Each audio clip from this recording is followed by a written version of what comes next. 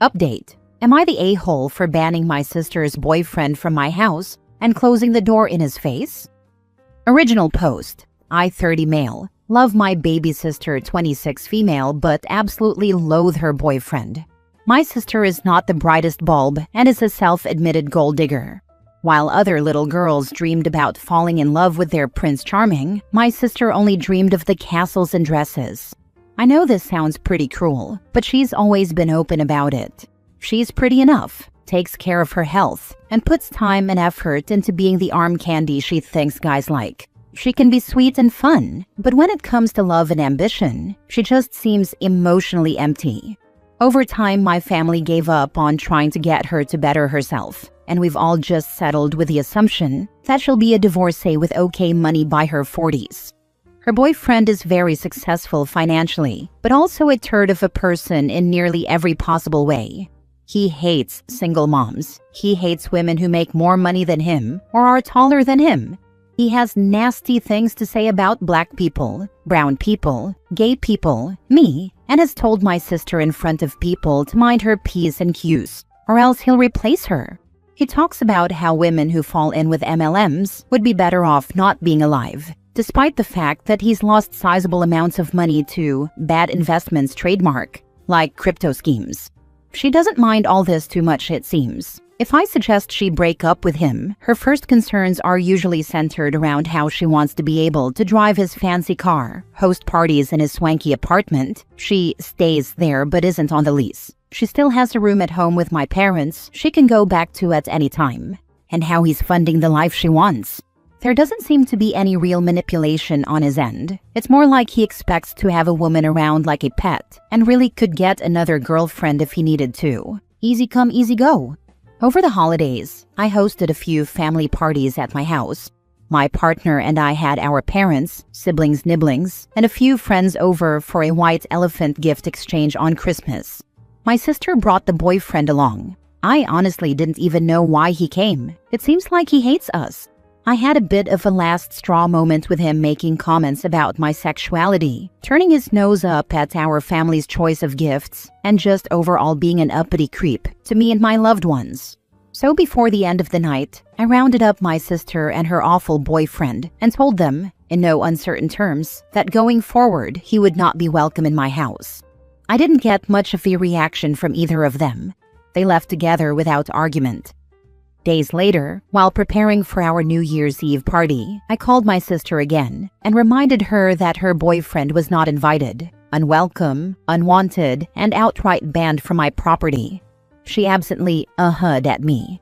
I even asked her to put me on speakerphone. She was with him, because of course she was, and repeated myself so that he could hear me. All I heard was a far-off, whatever, but that still counted as a response as far as I'm concerned. They showed up together at my house for New Year's. I cheerfully let my sister in and promptly closed the door in the boyfriend's face. It felt amazing. 10 out of 10 would do again. However, my sister got mad. She shouted and cursed at me, threw the door open to go after him, but he had already walked back to the car. There was no yelling from him, no drama. He simply drove off stone-faced. My sister says I'm an a-hole for doing that in front of our family. That she's now stranded at my house now, good. That he won't answer her calls, great. And that he'll possibly dump her for letting him get disrespected, amazing. She says she didn't think I was serious about banning her boyfriend from my house and that none of us should take what he says or does personally because his opinions don't actually affect us. Through tears, she told me she still wants the boyfriend experience of bringing someone around her family and that this was the only emotional labor she asked of this guy, and he was willing to do it. He never came back to get her or responded to her calls and texts. She ended up going home with my parents and has been there since. At some point soon, she'll probably get a ride to his place and likely go back to my parents' house with her stuff in a box.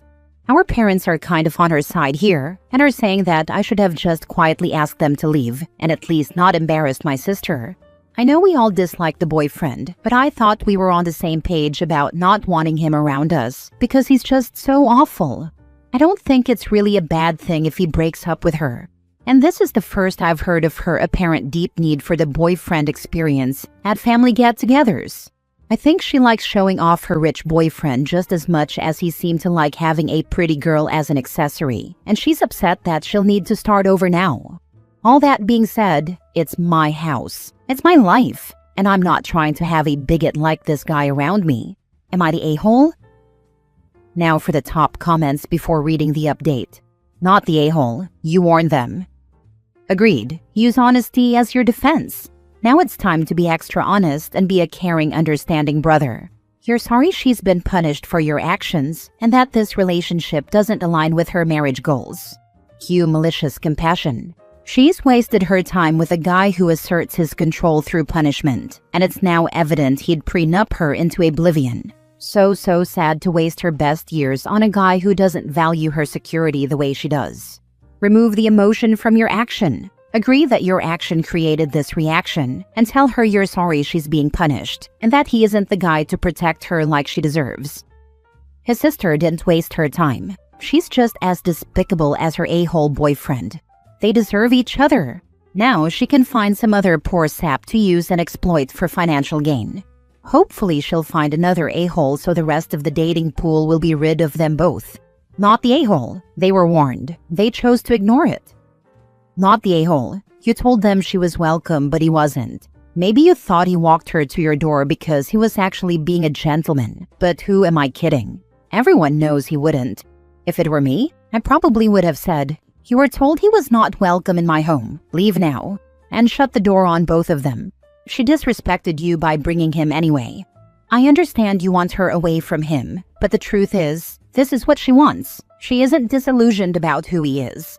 You can only support her from afar for now, but be there when she crashes and burns.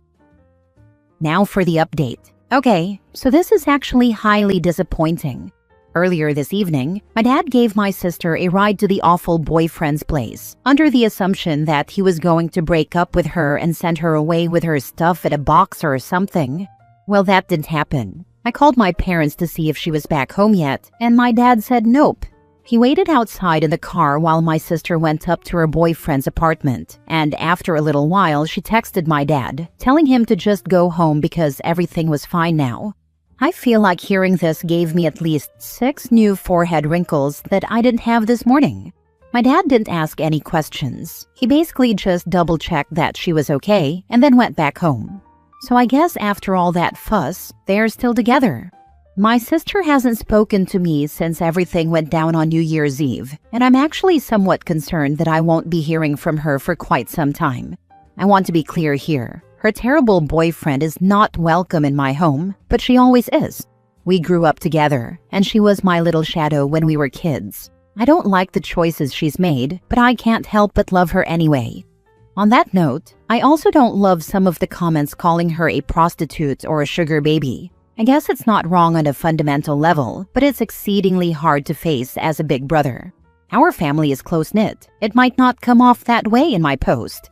The best way I can sum up the vibe toward my sister is, she might be a gold-digging bimbo, but she's our gold-digging bimbo. I'm not really holding out hope that she'll change, because she really has always been like this, but I still want to be there for her if or when her pretty princess moment with rich douchebags ends. Since he's her son, right? A pretty weak conclusion to my New Year's drama. I do appreciate being found not guilty of a holery in this whole thing. Who would have thought validation from strangers on the internet would feel so comforting? Hey, big brother, your little sister is willing to excuse cruelty and suffering inflicted on other people, including her own family, for monetary gain. That's not being a gold-digging bimbo. That's infantilizing a grown woman making truly horrible decisions for personal gain to the point of delusion. Your sister is a fundamentally bad person, likely because you've all enabled her by not holding her responsible for anything. Once you realize that, you'll realize what you're actually dealing with. Right? The boyfriend is a bad dude, but he's not the problem here. The problem is that his sister is fine subjecting her brother and family to cruelty. His sister cares more about money than about racism, sexism, homophobia, and general awfulness. She absolutely could find another rich dude. There are websites dedicated to it. It likely wouldn't even take her more than a week or so. I don't understand why OP gives his enabling sister a pass. If someone I dated went after my sibling like that, the earth I would scorch would be legendary. Her audacity to be angry with OP after she brought hate into his home tells you everything you need to know about her. Unfortunately, you have given this guy exactly what he wanted. Joining your sister at family events was the only thing she wanted that he was willing to do, so he probably deliberately provoked you so that this would happen. 100% not the a-hole, and I don't think you should have done anything differently. But I do think the only one who loses here is you and your sister's relationship. The boyfriend does not care at all and is not hurt. Next story. Am I the a-hole for threatening to stop contributing to my stepson's college fund after my wife said he's not our son? We got married in our mid-30s. I was single, and she was a single mother of a 3-year-old son. The boy's biological father has been totally absent since the divorce and has never paid any child support. So I was expected to completely take his place as the father of that child. I had no issues with this, mainly because he was just 3 at the time, and I believed he would surely accept me as his dad. Things went smoothly just as I expected for the next 6 to 7 years. Currently, we're in our mid-40s, and the kid is now 14 years old. As he's grown, he started arguing, questioning things, etc. Basically doing all the normal parent-child things a teenager does. I've tried my best to be the best dad since day one, but for the last 4 to 5 years, whenever there's a quarrel with our kid and I try to get involved, my wife shuts me down by saying things like, "Don't get between me and my son," or "I know him best, he's my child," etc. Even though she says this in complete anger, it hurts badly. I feel things like that shouldn't be said no matter what. Although I work a full-time job, it's not like I'm an absent father. I give most of my remaining time to my family. My connection with old friends has weakened, and I've made no new friendships at work. I've discussed this issue and how bad it makes me feel with her 2 or 3 times in the past. She just shrugs it off. Although she doesn't argue, she gets kind of sorry. She very rarely says sorry directly. It just reflects in her behavior. But the same thing keeps happening in about 4 out of every 10 fights we have with our kid. The same thing happened last week. That was the final breaking point, and I made her sit down and talk last Sunday, when our son was out, for an hour. It quickly turned into a fight between us, and I told her that if he's her son and not ours, then all his finances and responsibilities are hers as well, and she shouldn't really expect me to keep putting monthly money into his college fund either, since he's her son, right? We both earned and started saving for his college fund 2.5 years ago. Until now, both of us have contributed to it monthly and equally. I'm thinking of not putting any money into it until she apologizes. I know it sounds like I'm punishing our son, but I would just secretly save those monthly payments somewhere else until then. Am I the a-hole? She's highly upset. Not the a-hole. She's being hypocritical. She says he is her son to try to diminish your authority, yet still expects you to give him money so she doesn't have to. Tell her you are holding her to her own standards. She's saying that to be deliberately hurtful and to marginalize what he's adding to his son's life. She needs a reality check, a big one. This is the sort of thing that kills relationships. I got a divorce over this exact thing. I had no kids. She had 3. 0 participation from the sperm donor. I stepped up 100%. She did not work. When they needed something, they were ours. But if I had an opinion or they needed discipline, they were hers. At the time of the divorce, the sperm donor was $100,000 behind on child support. The kids and I got along great. She was the problem. Thankfully, they were older at the time of the divorce, and I was able to maintain relationships with them. You can't have it both ways. Being a child of divorce and having a stepfather for over 40 years, not the a-hole. While my biological father was present in our lives, my stepfather spent more time with us kids, 4 of us, and was a parent to us. Fast forward to 3 of us kids having kids. My stepfather is grandpa to all and put college funds away for a set number of years for each grandchild, which so far has allowed 3 of the 4 to be college debt-free. I know that if my mom had ever referred to us as her kids and not let my stepfather be a full father figure, we wouldn't be in the position we are in now. Last story. Am I the a-hole for being upset that my sister ignored my daughter's babysitting boundary and minimized her discomfort? I'm a 38 female, and my sister is 33. I was out of town with my husband celebrating my birthday when this happened. My sister asked my 16-year-old daughter to babysit her 6-year-old daughter for free. My daughter agreed, but she set one very clear boundary up front. She could only babysit until midnight. She had already worked earlier that day and was exhausted. My sister agreed to this boundary. My daughter is extremely responsible, and my sister knows this. She also knows that my daughter will not go to sleep while she is responsible for a younger child.